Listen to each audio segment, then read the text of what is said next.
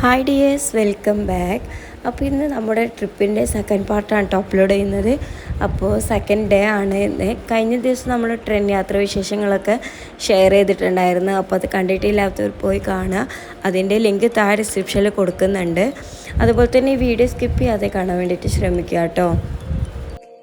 അപ്പോൾ തന്നെ നമ്മൾ ലഗേജും കാര്യങ്ങളൊക്കെ എടുത്ത് റൂമിൽ നിന്ന് ഇറങ്ങാം കേട്ടോ. നമുക്ക് 5:15-നാണ് ട്രെയിൻ ഉള്ളത്. അപ്പോൾ 4 മണിക്ക് തന്നെ എണീറ്റു കുളിച്ച് ഫ്രഷായി ലഗേജൊക്കെ പാക്ക് ചെയ്ത് നമ്മൾ റൂമിൽ നിന്ന് ഇറങ്ങുകയാണ്. അപ്പോൾ ഈ തൊട്ടടുത്ത റൂമിൽ ഉമ്മ ഉണ്ട് കേട്ടോ.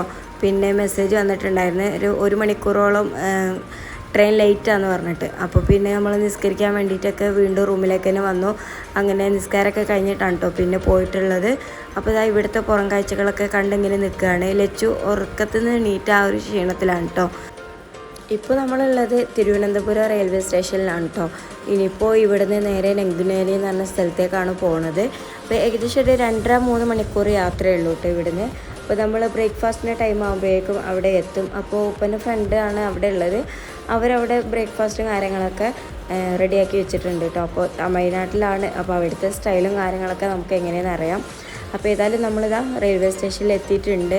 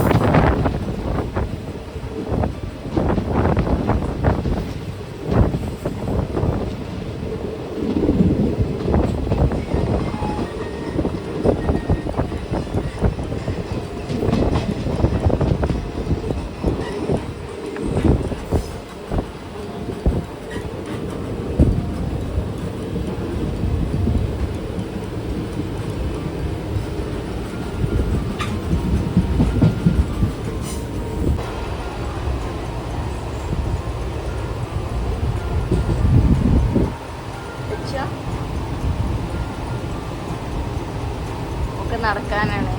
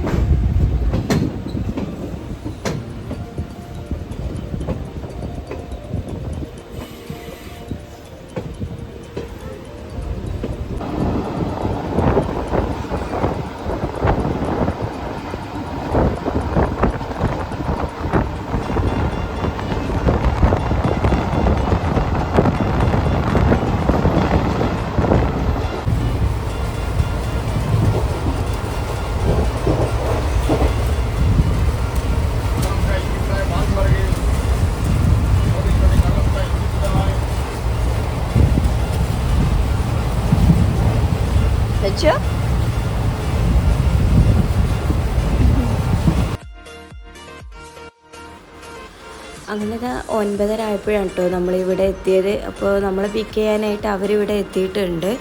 അപ്പോൾ ഇത് ഉപ്പൻ്റെ കൂടെ അറാറിൽ വർക്ക് ചെയ്തിരുന്ന ഫ്രണ്ട്സുകളാണ് കേട്ടോ. അപ്പോൾ അവരുടെ വീട്ടിലേക്ക് ഫാമിലിയൊക്കെ കാണാൻ വേണ്ടിയിട്ട് അങ്ങനെ പോകുന്നതാണ്. ഇവരൊരു പ്രാവശ്യം നമ്മുടെ നാട്ടിൽ വന്നിട്ടുണ്ടായിരുന്നു കേട്ടോ. അന്ന് വീട്ടിൽ വന്നിട്ട് 2 ദിവസം നിന്നിട്ടൊക്കെയാണ് പോയിട്ടുണ്ടായിരുന്നത്.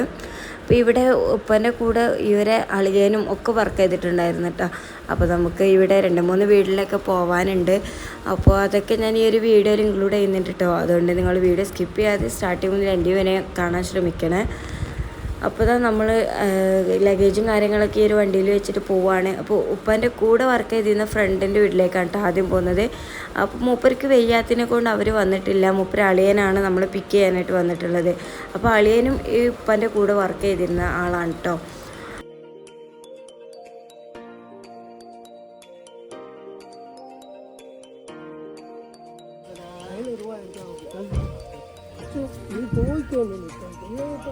പണ്ടാറ് അവിടെ അങ്ങനെയാണ് ഇങ്ങനെയാണ്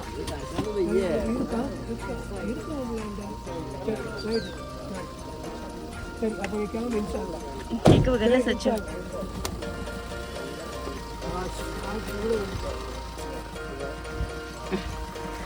ഇതാണ് ടൊപ്പനെ കൂടെ വർക്ക് ചെയ്തിരുന്ന ആള്.